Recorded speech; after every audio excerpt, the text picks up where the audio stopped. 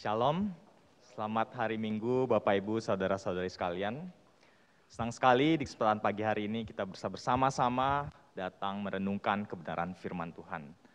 Saya menyambut secara khusus juga teman-teman kita, rekan-rekan kita yang baru pertama kali hadir. Welcome ke Gereja Kalam Kudus BCS Serpong. Kita akan memulai khotbah pagi hari ini dengan membuka Alkitab kita.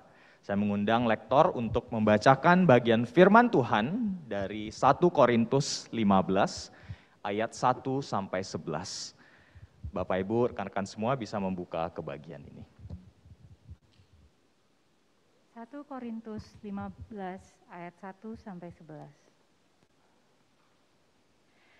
Dan sekarang saudara-saudara, aku mau mengingatkan kamu kepada Injil yang aku beritakan kepadamu dan yang kamu terima, dan yang di dalamnya kamu teguh berdiri. Oleh Injil itu kamu diselamatkan, asal kamu teguh berpegang padanya seperti yang telah kuberitakan kepadamu. Kecuali kalau kamu telah sia-sia saja menjadi percaya. Sebab yang sangat penting telah kusampaikan kepadamu, yaitu apa yang telah kuterima sendiri, ialah bahwa Kristus telah mati karena dosa-dosa kita sesuai dengan kitab suci, bahwa ia telah dikuburkan, dan bahwa ia telah dibangkitkan pada hari yang ketiga sesuai dengan kitab suci. Bahwa ia telah menampakkan diri kepada Kefas dan kemudian kepada ke-12 muridnya. Sesudah itu ia menampakkan diri kepada lebih dari 500 saudara sekaligus. Kebanyakan dari mereka masih hidup sampai sekarang, tetapi beberapa di antaranya telah meninggal. Selanjutnya ia menampakkan diri kepada Yakobus, kemudian kepada semua rasul. Dan yang paling akhir dari semuanya, ia menampakkan diri juga kepadaku, sama seperti kepada anak yang lahir sebelum waktunya. Karena aku adalah yang paling hina dari semua rasul, bahkan tidak layak disebut rasul, sebab aku telah menganiaya jemaat Allah. Tetapi karena kasih karunia Allah, aku adalah sebagaimana aku ada sekarang, dan kasih karunia yang dianugerahkannya kepadaku tidak sia-sia. Sebaliknya, aku telah bekerja lebih keras daripada mereka semua. Tetapi bukannya aku, melainkan kasih karunia Allah yang menyertai aku. Sebab itu, baik aku maupun mereka, demikianlah kami mengajar, dan demikianlah kamu menjadi percaya. Demikian pembacaan firman Tuhan, mari kita berdoa. Bapa, kami sungguh bersyukur karena Engkau Allah yang telah menyatakan diri-Mu kepada setiap kami umat manusia melalui kebenaran firman-Mu. Dan pagi ini Bapa, ketika kami datang membaca, merenungkan bagian firman-Mu, berbicaralah kepada kami melalui kuasa Roh Kudus. Bekerjalah di dalam hati pikiran kami, agar mata kami terbuka, hati kami terbuka, pikiran kami terbuka, untuk melihat Yesus yang sebenarnya, dan mengerti akan kebenaran Injil itu. Bantu hamba-Mu yang lemah dan penuh keterbatasan ini, agar firman-Mu disampaikan dengan setia dan benar. Di dalam nama Tuhan Yesus kami berdoa. Amin. Bapak Ibu, saudara-saudari sekalian, tema yang kita akan bahas di pagi hari ini adalah What is the Gospel? Atau apa sih Injil itu? Nah, saya yakin setiap dari kita pasti pernah mendengar kata Injil itu, benar ya? Nah, saya mau beri waktu mungkin Bapak Ibu 10-15 detik dengan orang-orang sekitar, coba tanyakan, menurut kalian Injil itu apa sih? Ayo silakan.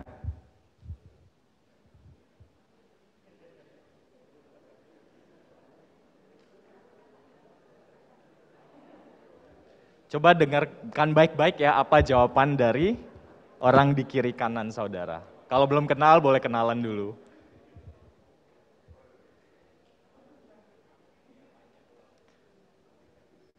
Oke Bapak Ibu, saudara-saudara sekalian. Jadi kita kembali dulu ya. Setiap dari kita pasti pernah mendengar kata Injil itu. Dan secara harafiah arti Injil itu adalah kabar baik. Kabar baik ya, definisi dari Injil itu adalah kabar baik. Tapi masalahnya, pernahkah saudara ditanyakan seseorang, atau mungkin saudara berpikir sendiri, apa sih yang baik tentang kabar baik itu? Saya ingat beberapa tahun lalu waktu saya masih di Australia, di seminari, kami diberi tugas untuk pergi menginjili. Jadi saya mengetok salah satu rumah warga di daerah situ, dan kita coba ngobrol ya, dan saya coba menjelaskan bahwa Injil itu adalah kabar baik. Dan saya ingat betul, orang itu berkata kepada saya, I don't need the gospel. Saya tidak perlu Injil. Kenapa? Hidup saya sudah enak sekali. Saya salah 1% orang terkaya di Australia. Buat apa saya butuh Injil itu? Atau mungkin saudara pernah bertemu atau saudara sendiri pernah bertanya-tanya.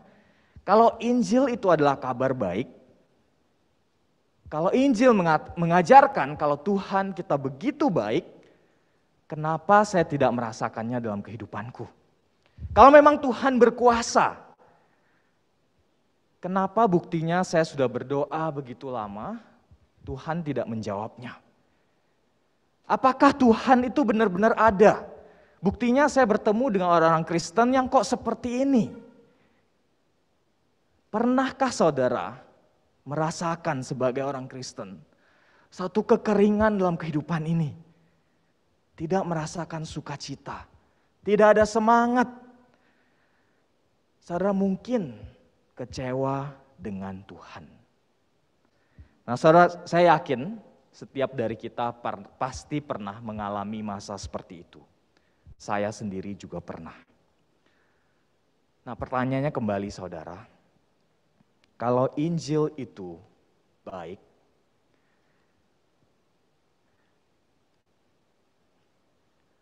maaf ada sedikit kendala teknis. Kalau Injil itu baik, apa yang baik dari Injil tersebut? Saya rasa saudara, kemungkinan besar kita tidak bisa menjawab pertanyaan itu, karena akar dari segala permasalahan kita itu datang karena kita telah salah mengerti dan kita telah salah persepsi tentang apa yang baik dari Injil tersebut.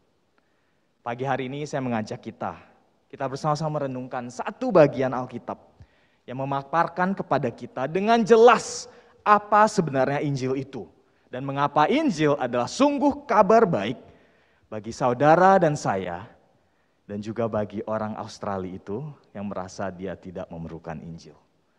Bagian Alkitab saya ajak kita buka kembali ke 1 Korintus pasal 15 ayat 1 sampai 11. Mungkin sedikit konteks akan membantu kita. Di bagian 1 Korintus ini, 1 Korintus adalah surat pastoral yang ditulis oleh Rasul Paulus kepada gereja Tuhan di sebuah kota bernama Korintus di abad pertama Yunani. Nah, seperti gereja Tuhan pada saat ini, jemaat Korintus pada saat itu juga bergumul dengan berbagai macam masalah, dengan dosa dan nilai-nilai duniawi yang telah masuk ke dalam kehidupan bergereja mereka. Kalau saudara baca surat 1 Korintus, di sana Anda menemukan berbagai macam permasalahan begitu kompleks di dalam gereja. Ada perpecahan di antara jemaat, ada perselingkuhan, dosa seksual, ketamakan, masalah hukum, sengketa harta, dan lain sebagainya. Begitu kompleks masalah yang dihadapi jemaat di Korintus. Nah, saudara mungkin berpikir membaca ini, wow, Paulus sebagai hamba Tuhan, atau siapapun hamba Tuhan yang melayani di sana, pasti sibuk banget. Harus dikonseling satu-satu nih. Atau harus kelas BDC terus ya, setiap minggu menjawab segala permasalahan mereka.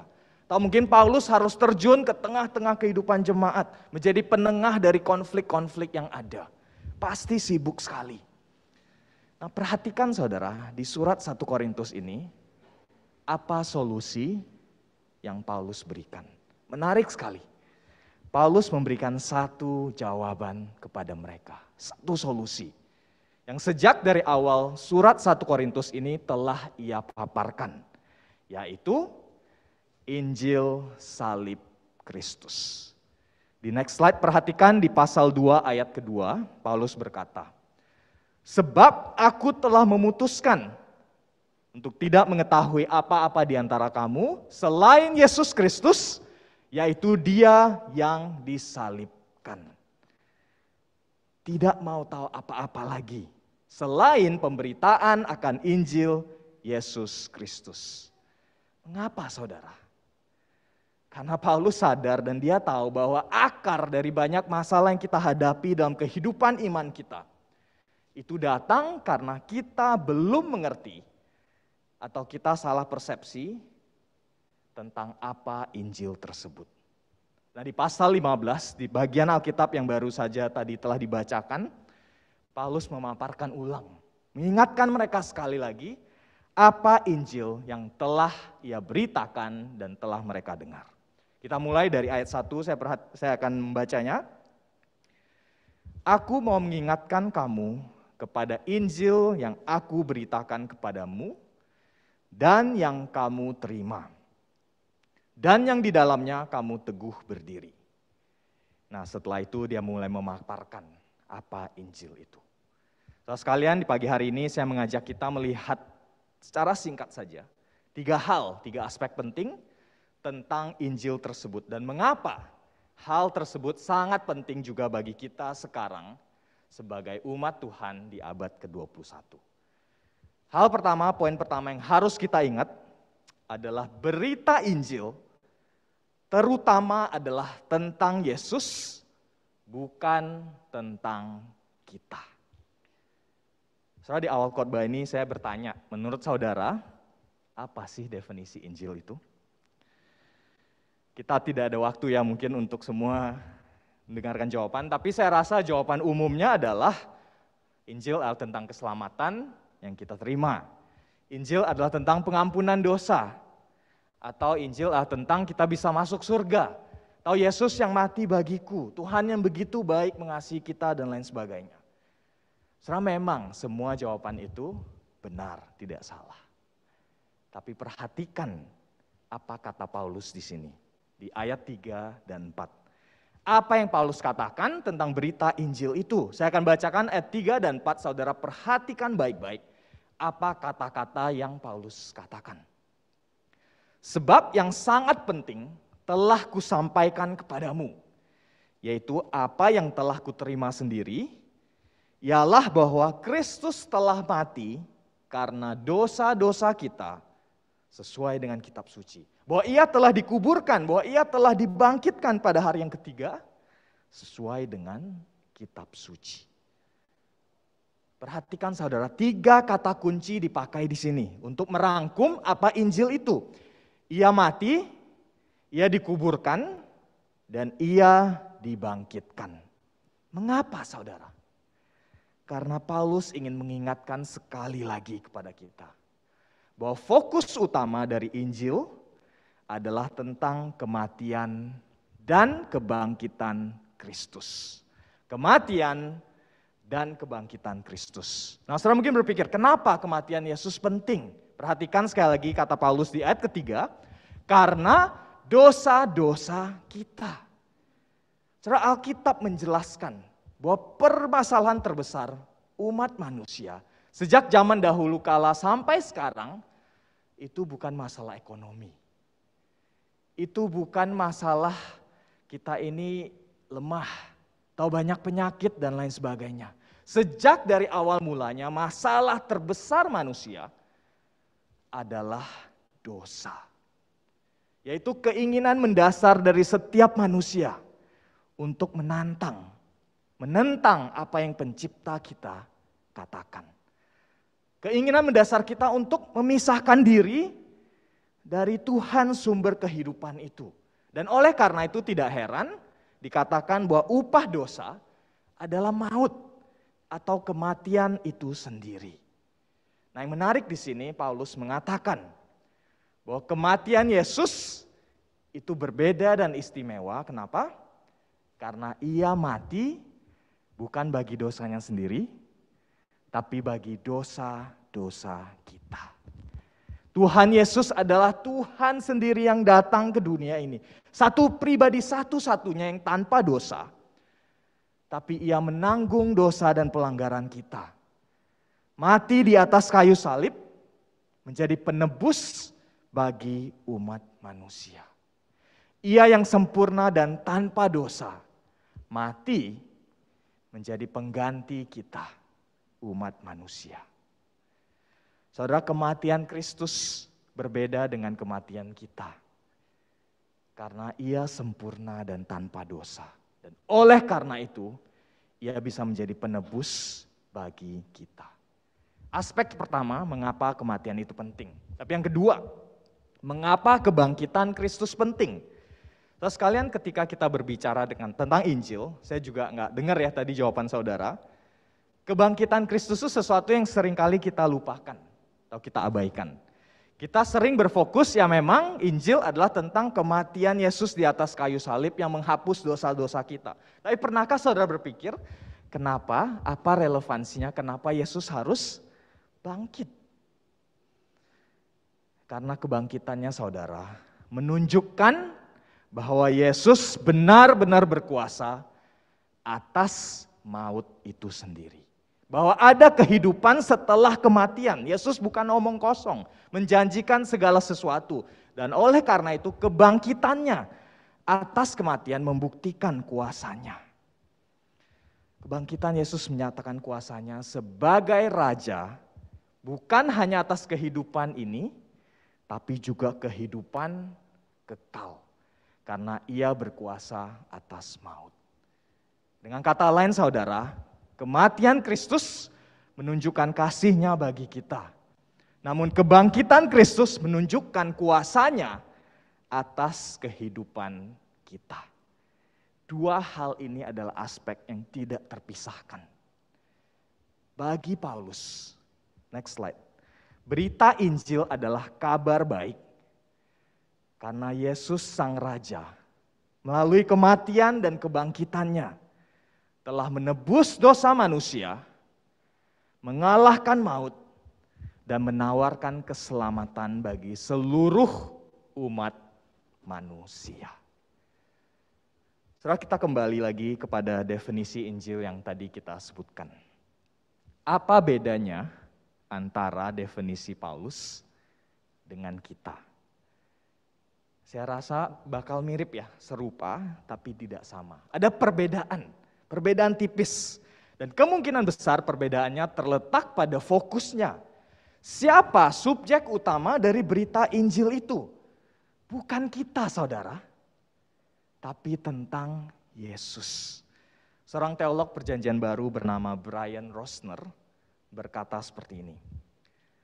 Definisi Paulus tentang Injil mencerminkan suatu fakta bahwa Yesus Kristus dan apa yang telah ia lakukan, itulah berita utama dari Injil. Dengarkan, ini sangat penting. Bukan tentang kita dan bagaimana kita dapat diselamatkan. Injil bukan terutama tentang kita. Tentang kita masuk surga, tentang kita mendapatkan berkat, tentang kita hidup enak di dunia ini. Bukan saudara. Tapi Injil pada dasarnya adalah tentang kematian dan kebangkitan Kristus yang membuka dan menawarkan jalan keselamatan bagi kita untuk menjadi umatnya. Dan kalau kita sadar akan hal ini saudara, ini berarti kita coba pikirkan. Apa yang membuat berita Injil itu baik, itu tidak tergantung perasaan atau situasi kita saat ini. Saudara, keberadaan Tuhan, kuasa Tuhan, kebaikan Tuhan, kedekatan Tuhan pada kita itu tidak tergantung perasaan dan kondisi saudara pada saat ini. Tuhan tidak lebih kuat ketika kita hidupnya sukses dan enak. Tuhan juga tidak lebih lemah ketika saudara gagal dan sakit. Tuhan tidak lebih jauh ketika saudara merasa sedih, atau Tuhan lebih dekat ketika saudara merasa bahagia. Seperti kata penulis Ibrani, Tuhan Yesus adalah sama dahulu, sekarang, dan selama-lamanya. Kalau kita mau ngomong secara kasar, Bapak Ibu, apakah Tuhan butuh kita? Tuhan tidak butuh kita. Tapi berita baik dari Injil itu adalah Tuhan tidak mengabaikan kita. Berita sukacita dari Injil adalah kita manusia berdosa yang sebenarnya pantas untuk diabaikan dan ditinggalkan oleh Tuhan. Ia tidak tinggalkan, ia tidak abaikan. Tapi ia datang kepada kita. Bahkan memberikan dirinya. Supaya apa? Bukan supaya kita kembali hidup di dalam dosa dan pelanggaran kita. Tapi kebangkitannya menyatakan bahwa engkau adalah umatku. Agar kita bisa menjadi anggota dari kerajaan Allah. Saudara sekalian, di dalam relasi kita dengan Tuhan, kita harus belajar. Saya tahu ini susah, tapi kita harus belajar untuk tidak menjadi orang Kristen yang egois. Orang Kristen yang self-obsessed. Seakan-akan segala sesuatu itu harus tentang kita. Saudara mungkin kenal orang seperti itu. Kalau ngobrol dengan mereka gitu ya, ngomongnya itu selalu tentang mereka. Liburan kemana, foto-fotonya mereka, anak-anaknya mereka, studi apa, kerjaannya apa, atau ngomongnya tentang aduh hidup mereka begitu susah dan lain sebagainya. Orang-orang yang self-obsessed akan selalu berpikir segala sesuatu di dunia ini berputar mengelilingi mereka. Aduh kok dia gak balas WA aku ya, pasti dia benci sama aku. Tadi dia nyapa aku, pasti dia naksir aku. Segala sesuatu harus tentang mereka. Nah saudara sekalian, di dalam relasi kita dengan Tuhan, belajarlah untuk tidak menjadi orang Kristen yang self-obsessed. Kita memandang Tuhan berdasarkan pengalaman hidup kita sendiri. Saudara ini memang tidak gampang, ini sulit. Saya sendiri juga bergumul dengan hal itu. Tapi saudara sekalian, satu hal kita harus ingat, kita harus belajar mengenal Tuhan berdasarkan apa yang telah Ia nyatakan kepada kita. Percayalah saudara, Tuhan tahu pergumulan kita. Tuhan tahu kesulitan kita. Tuhan tahu kita kesepian. Tuhan tahu kita sedang bergumul secara ekonomi. Tuhan tahu semuanya itu. Tapi yang Tuhan mau, dan inilah kabar sukacitanya saudara sekalian. Tuhan tahu dan Dia setia pada janjinya. Yang Tuhan mau adalah kita percaya. Ia yang rela datang dan mati bagi kita adalah Tuhan yang akan menjaga kita hingga pada akhirnya. Jangan jadi orang Kristen yang self-obsessed, yang egois. Tapi jadilah orang Kristen. Memandang Tuhan bukan dari diri sendiri, tapi dari kebenaran firman Tuhan. Itu poin pertama. Kita lihat poin kedua, berita Injil adalah fakta, bukan opini belaka. Saudara ketika tadi dibacakan ayat 3 dan 4, apakah saudara notice ya, perhatikan mengapa Paulus berulang kali mengulang frasa sesuai kitab suci, sesuai kitab suci. Dan bukan hanya itu, di ayat 5 sampai 7, ia juga mengulang beberapa kali, menampakkan dirinya, menampakkan dirinya, menampakkan dirinya. Mengapa saudara? Jawabannya adalah karena Paulus ingin mengingatkan kepada jemaat di Korintus, bahwa berita Injil itu bukan hanya pemikiran atau opini belaka. Tapi benar adalah suatu fakta. Bahwa Yesus benar-benar mati. Apa buktinya? Ia dikuburkan. Saudara ketika kita datang ke rumah duka, atau kita mengikuti prosesi penguburan, saudara tidak berpikir orang ini tidak benar-benar mati. Itu yang ingin ditekankan oleh Paulus. Yesus benar-benar mati, dia dikuburkan. Dan bukan hanya itu, Yesus benar-benar bangkit. Dan di sini Paulus berulang kali menyatakan apa buktinya? Ada saksi mata. Bukan cuma 1-2 orang, tapi juga ke-12 muridnya. Bukan hanya 12 murid, tapi juga lebih dari 500 orang. Dan bukan hanya pengikut-pengikutnya, tapi juga kepada Paulus yang ingat pada saat itu adalah seorang musuh. Ia pembenci dan penganiaya orang Kristen. Dan Paulus ingin menekankan di sini, saudara sekalian, bahwa berita Injil itu lebih daripada sekedar opini atau hasil imajinasi manusia. Tapi berita Injil itu adalah fakta. Secara tidak sadar, seringkali ya kita dalam kehidupan kita sebagai orang Kristen, kita mencoba memahami atau mencoba menjelaskan Injil kepada orang lain, dan kita itu berpikir dalam ranah opini atau filsafat. Ada konsep tentang Tuhan yang seperti ini, konsep tentang kasih yang seperti ini, pengorbanan. Ada konsep tentang surga dan neraka seperti ini. Jadi ketika kita memahami Injil atau ketika kita mengabarkan Injil, kita itu seperti salesman yang menawarkan suatu pemikiran, opini atau filsafat. Menurut saya gini ya, Injil itu begini, kalau kamu gak suka ya gak apa-apa, konsepnya beda aja. Kita menjadikan Injil itu saudara, seperti tahu yang mainan Play-Doh, itu adonan lilin gitu ya, yang anak saya suka mainin. Itu kita bisa bentuk sesuai yang kita mau. Kita menjadikan Tuhan itu seperti Play-Doh. Ya menurut aku begini, menurut kamu begini, dan begitu juga dengan Injil. Tapi saudara sekalian, perhatikan sekali lagi apa fokus Paulus di sini. Berapa kali dia 3-4 yang mengulang frasa ini, sesuai kitab suci, sesuai kitab suci. Kenapa? Karena Paulus ingin mengatakan kepada mereka, kematian dan kebangkitan Yesus itu bukan kebetulan.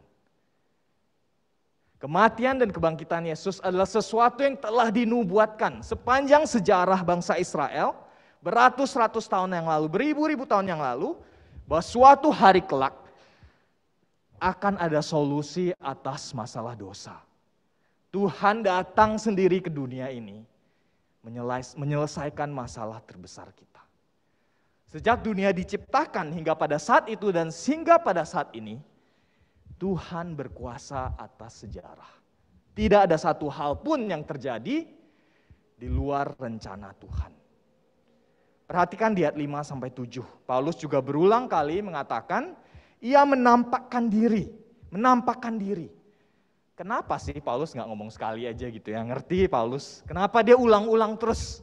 Karena Paulus ingin menekankan kepada kita, kebangkitan Kristus itu bukan halusinasi sebagian orang. Benar-benar ada yang melihat Yesus setelah ia bangkit. Dan mereka mau bersaksi akan hal itu. Oleh karena itu disebut kesaksian. Seperti di pengadilan. Saudara sekalian, belakangan ini kalau ada waktu, saya dan istri suka nonton drama Korea. Kalau orang neon ngomongnya drama Korea. Dan belakangan ini lagi heboh, genre atau tipe drama Korea yang bercerita tentang pengadilan. Ya, saudara mungkin tahu ya. Ada Juvenile Justice, Extraordinary Attorney, dan lain sebagainya. Saya nggak nonton semuanya by the way. Nah biasanya kalau di dalam pengadilan, Bapak Ibu, bagaimana hakim itu bisa mengambil keputusan? Selain daripada bukti-bukti yang dipaparkan, satu hal yang sangat penting, itu adalah kesaksian dari saksi mata pada saat itu. Dan biasanya dalam satu pengadilan ada 1 atau 2 saksi mata yang berada di lokasi terjadinya itu sudah sangat meyakinkan. Dan mereka sudah bisa mengambil keputusan dengan jelas. Nah bayangkan saudara, kebangkitan Kristus disaksikan lebih dari 500 orang pada masa itu.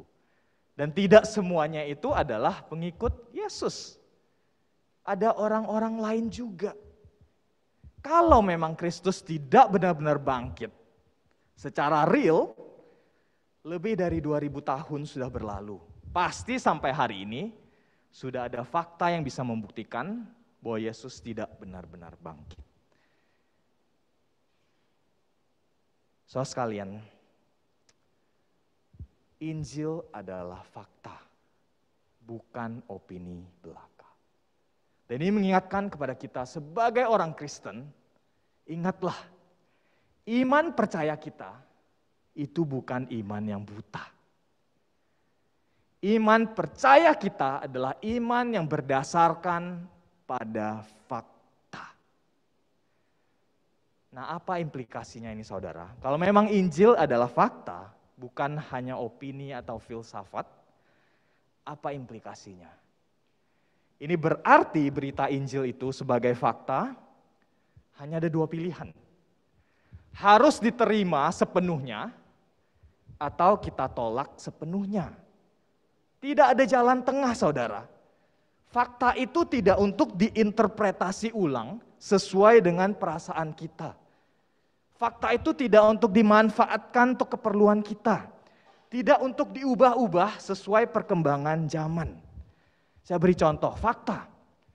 Fakta adalah saya tidak tinggi, saya pendek. Saudara, sebagaimanapun saya merasakan saya ini orang paling tinggi di ruangan ini, itu tidak mengubah fakta, ya tinggi saya begini. Tidak peduli sebagaimana saya suka menjadi pemain basket terkenal, saya tidak akan pernah masuk NBA. Karena saya tidak melewati standarnya. Nah begitu juga saudara, Injil adalah fakta tidak tergantung perasaan kita, perkembangan zaman dan lain sebagainya. Fakta kebenaran Injil diberitakan supaya kita terima sepenuhnya atau kita tolak sepenuhnya. Tidak ada jalan tengah, saudara. Poin terakhir, berita Injil itu menuntut respon dari pendengarnya. Saudara, dua macam berita di dunia ini. Ada tipe berita yang baik untuk didengar, ada tipe berita yang harus ditanggapi. Saya beri contoh ya, berita yang baik untuk didengar itu seperti ini. Next slide. Kemarin teman cerita mungkin dia beli mangga enak di rumah buah gitu ya. Atau kucing tetangga melahirkan 4 anak kucing sekaligus. Nah itu berita yang baik untuk didengar saudara, tapi tidak menuntut kita untuk meresponinya. Tapi ada berita yang urgent, ketika kita mendengarnya kita harus menanggapi. Seperti terjadi banjir besar di Gading Serpong. Saudara pasti akan cek rumah saya kena enggak. Atau ada kebakaran besar di kompleks kita. Saya ingat tahun lalu gitu ya, ada kebakaran dekat rumah saya nggak sadar. Terus saya terima WA gitu dari rekan-rekan yang mengingatkan, Pak Den, ini di tempat dekat rumah Pak Den ya. Nah ketika saya terima WA itu saya harus cepat-cepat ngecek. 2 tipe berita. Jangan kebalik saudara. Jangan ada berita kebakaran di kompleks, kita senyum-senyum aja. Lalu ada berita tentang kucing melahirkan, saudara cepat-cepat pergi beli hadiah gitu ya. Jangan kebalik saudara. Nah pertanyaannya adalah, seperti apa berita Injil itu? Perhatikan apa yang Paulus katakan di ayat 10. Tetapi karena kasih karunia Allah, aku adalah sebagaimana aku adanya sekarang. Dan kasih karunia yang dianugerahkannya kepadaku itu tidak sia-sia. Sebaliknya, aku telah bekerja lebih keras daripada mereka semua, tapi bukannya aku, melainkan kasih karunia Allah yang menyertai aku. Saudara, di bagian akhir ini Paulus bersaksi bahwa pada akhirnya ketika ia mengerti Injil yang sebenarnya, Paulus menyadari bahwa ia bisa karena kasih karunia Allah. Dan kasih karunia itu tidak ia sia-siakan, tidak ia abaikan. Dia berkata hidupnya tidak sama lagi setelah itu.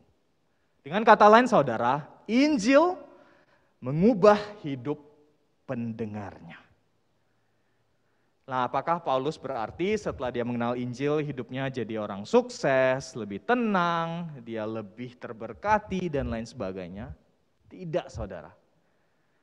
Perubahan yang terjadi itu bukan eksternalnya ya, tapi perubahan yang terjadi adalah internalnya, di dalam dirinya sendiri. Ia sadar, ia yang dahulu adalah penganiaya orang Kristen, ia sadar bahwa ia adalah manusia berdosa. Ia yang dahulu adalah pembenci Kristus, sekarang mau memberikan dirinya mengikuti Yesus. Saudara, kematian Kristus mengingatkan Paulus akan keberdosaannya. Kebangkitan Kristus mengingatkan Paulus bahwa ia adalah raja yang berkuasa atas hidup ini. Paulus dikonfrontasi ketika ia mengenal Yesus dengan benar, dengan sebuah berita yang tidak bisa ia abaikan. Ia dikonfrontasi dengan sebuah fakta yang tidak bisa ia pungkiri. Bahwa Yesus yang ia benci ternyata adalah Tuhan atas semesta alam. Bahwa Yesus yang ia hina dan ia abaikan ternyata adalah Tuhan yang datang ke dunia ini. Memberikan dirinya supaya manusia yang berdosa, termasuk Paulus sendiri, bisa diterima oleh Tuhan. Saudara sekalian, Injil menuntut respon dari pendengarnya. Kenapa? Karena siapa diri kita di hadapan Tuhan. Rasul Petrus di Kisah Para Rasul 10, next slide, ayat 42 dan 43 berkata, Ia telah menugaskan kami, para rasul, memberitakan kepada seluruh bangsa dan bersaksi, ingat kata kesaksian itu, bahwa dialah yang ditentukan Allah menjadi hakim atas orang-orang hidup dan orang-orang mati. Tentang dialah semua nabi bersaksi bahwa barang siapa percaya kepadanya, ia akan mendapatkan pengampunan dosa. Barang siapa percaya kepadanya. Bukan hanya orang Yahudi, bukan hanya orang Yunani. Setiap orang akan mendapatkan pengampunan dosa oleh karena namanya. Saudara sekalian, sungguh ini berita anugerah. Tuhan kita sendiri mati, bangkit, dan naik ke surga. Dan ia telah menawarkan jalan keselamatan bagi orang siapapun yang mau datang kepadanya. Supaya suatu hari kelak, ketika ia kembali untuk meminta pertanggungjawaban dari setiap kita, kita bisa datang dengan satu keyakinan. Tuhan, Engkau adalah Tuhanku. Saudara sekalian, Injil menuntut respon dari pendengarnya, terlepas dari saudara, percaya atau tidak. Injil menuntut respon dari setiap dari kita, terlepas dari saya merasakannya atau tidak. Setelah di awal khotbah ini saya bertanya, apakah saudara tidak bisa mengerti apa sih yang baik dari Injil itu? Mengapa saudara? Kita sering merasa begitu karena kita telah salah menempatkan diri kita. Kita menempatkan diri kita sebagai pusat dari berita baik itu. Ingat saudara, berita Injil yang terutama adalah tentang Yesus, next slide, bukan tentang kita. Injil adalah fakta, bukan opini atau filsafat belaka. Dan berita Injil menuntut respons dari setiap kita yang mendengarnya, terlepas dari kita percaya atau tidak. Saudara suka pakai Google Map? Kayaknya kita nggak bisa hidup sekarang ya, kalau nggak ada Waze atau Google Map dan lain sebagainya. Tahukah saudara, kenapa kita bisa punya teknologi itu sekarang? Kita harus berterima kasih kepada seseorang bernama Galileo. Namanya aneh ya, tapi orang yang sangat penting. Karena di abad 17, Galileo untuk pertama kalinya membuktikan teori Kopernikus bahwa bumi bukanlah pusat dari tata surya. Dari dulu orang itu berpikir matahari itu terbit dari timur ke barat, matahari itu yang mengelilingi bumi. Jadi segala ilmu pengetahuan, perhitungan matematika didasarkan pada kitalah pusat tata surya itu. Tapi Galileo membuktikan satu teori. Dan pada saat itu menghebohkan Italia dan Eropa ya pada saat itu. Dan banyak pertentangan, ini tidak mungkin. Tapi saudara, ketika hal ini terbukti sebagai kebenaran, mata dan pikiran manusia terbuka. Begitu banyak perhitungan matematika dan fisika yang pada saat itu menjadi misteri, menjadi terpecahkan. Mereka selama ini salah kaprah. menempatkan bumi sebagai pusat dari segala sesuatu. Nah, saudara sekalian, bukankah sebenarnya itu yang harus terjadi pada diri kita sebagai orang Kristen? Ketika kita melepaskan pandangan bahwa kita adalah pusat dari Injil itu, kita adalah pusat dari rencana Tuhan. Belajarlah saudara untuk menempatkan diri sesuai dengan rencana dan rancangan indah yang Tuhan Allah telah nyatakan kepada kita. Dan percayalah saudara, pada saat itu mata, hati, dan pikiran kita akan bisa terbuka untuk melihat bahwa rencana Tuhan itu jauh lebih besar, jauh lebih agung daripada sekedar perasaan hatiku pada saat itu. Saudara, kuasa Tuhan begitu besar, Ia menyelamatkan kita ketika kita tanpa harapan. Dan Ia memberikan janji kekal yang begitu agung dan mulia. Suatu realita, saudara, tidak dipungkiri, tidak dipengaruhi oleh perasaan, situasi hidup, kondisi ekonomi, dan apapun juga. Setelah mendengar semuanya ini, izinkan saya bertanya pagi hari ini. Bagaimana kita meresponi Injil? Seperti yang Paulus mulai di ayat pertama dan kedua, sebenarnya sangat sederhana. Hanya ada dua pilihan. Apakah saudara mau terima dan percaya dan berpegang teguh pada Injil itu, dan menerima keselamatan itu, atau apakah saudara memilih untuk menolaknya?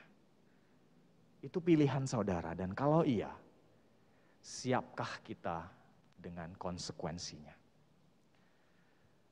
Apabila hingga pada pagi hari ini saudara belum percaya, belum bisa menerima fakta bahwa Yesus adalah Tuhan, izinkan saya mendorong saudara sekaranglah waktunya. Saudara telah mendengarnya. Apakah saudara masih kuliah saat ini, sekolah bahkan, atau saudara sudah di penghujung masa pensiun, saudara percayalah, tidak pernah ada kata terlambat. Selagi sempat, responilah Injil itu.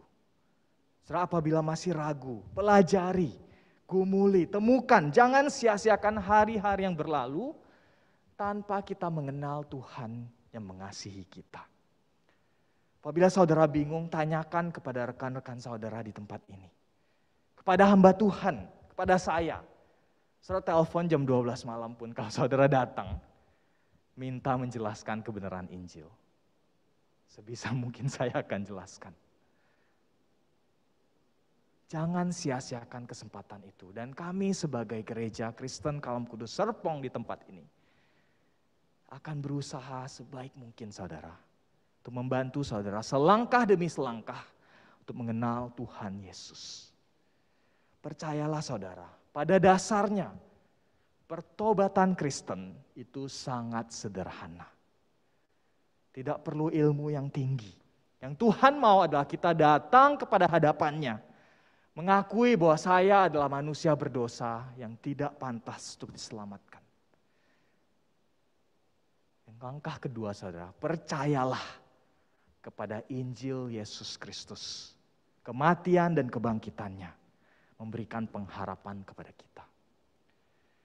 Dan komitlah, seperti kata Paulus, berpegang teguhlah menghidupi kepercayaan itu. Tapi apabila pagi hari ini saudara sudah percaya, mari saya mendorong, bersukacitalah. Sungguh Injil adalah kabar baik bagi kita, manusia yang lemah, berdosa, dan sangat terbatas ini. Dan saksikanlah kabar baik itu kepada orang lain di sekitar kita. Mari kita berdoa, saudara. Tuhan, sungguh Engkau adalah Tuhan di luar nalar manusia. Engkau adalah Tuhan yang di dalam rencanamu yang agung telah merencanakan keselamatan bagi kami, manusia yang berdosa ini. Kami berdoa Bapa di pagi hari ini ketika kami diperhadapkan dengan Injil Yesus Kristus. Ajar kami Bapa untuk meresponi dengan benar. Bapa, ampuni kami ketika sering kali kami menilai Engkau dengan penilaian kami sendiri. Kami menempatkan diri kami di tengah segala sesuatu. Kami bersyukur Tuhan karena Engkau begitu baik dan Engkau setia pada janji-Mu. Kami berdoa Bapa sebagai satu gereja, sebagai umat-Mu di tempat ini. Berikan pandangan dan pikiran kami, arah hati kami hanya kepada janji-Mu yang setia dan benar. Di dalam nama Tuhan Yesus kami berdoa. Amin.